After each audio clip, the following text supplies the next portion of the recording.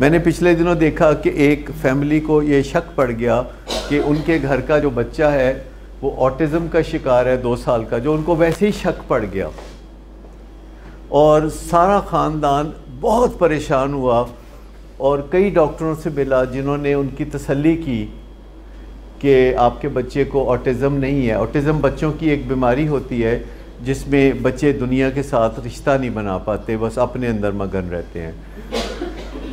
तो उन्होंने बहुत से डॉक्टरों से रब्ता किया, डॉक्टरों ने उस बच्चे को देखा, तसल्ली की और कहा कि नहीं, इसको ऑटिज़म नहीं है। लेकिन घर जाने के बाद वो एक नए डॉक्टर की तलाश में रहते थे। ऐसे ही करते करते वो मेरे पास आ गए और उन्होंने कहा जी हमारे बच्चे को ये मसला लगता है, तो हम आपसे पूछना चाहते हैं कि ये बच्चे को ऑटिज़म है कि नहीं।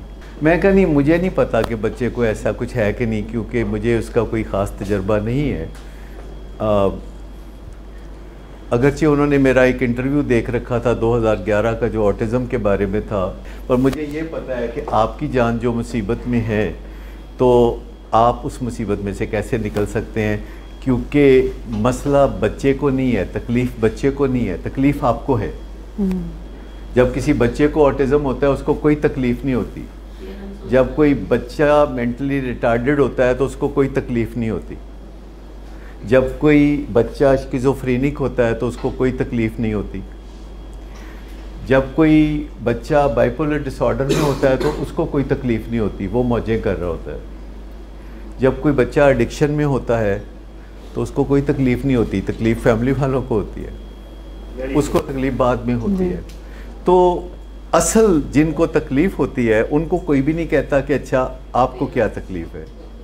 तो मैंने उनको पूछा कि आपको तकलीफ़ है इस बेचैनी की जो कि बेयकीनी की कैफियत से पैदा हो रही है। बेयकीनी की कैफियत, आपको पक्का नहीं पता कि इसको ऑटिज़म है कि नहीं, आपको नहीं पता आगे जाके इस बच्चे का क्या बनेगा, आपको इसका फ़िक्र है, आपको लगता है कि हम कंट्रोल नहीं कर सकते इस सिचुएशन को, तो आपको इस बात की बेचैनी है।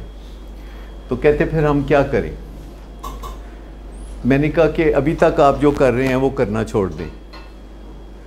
तो उन्होंने कहा कि हम तो बहुत कुछ कर रहे हैं, हमारे घर के आधे लोग सदक़े के बकरे दे रहे हैं, कुछ लोग नमाज़ें पढ़ रहे हैं और नफल पढ़ रहे हैं, कुछ लोग मज़ारों पे देगे भिजवा रहे हैं, कुछ लोग खैरात कर रहे हैं, कुछ लोग ट्रैंक्विलाइज़र खा रहे हैं और इसके अलावा हम डॉक्टरों के पास भी जा रहे हैं। मैंने कहा ये सब छोड़ दीजिए। There is no way to know for sure. There is no way to know for sure whether our child is suffering from autism or not. There is no way to know.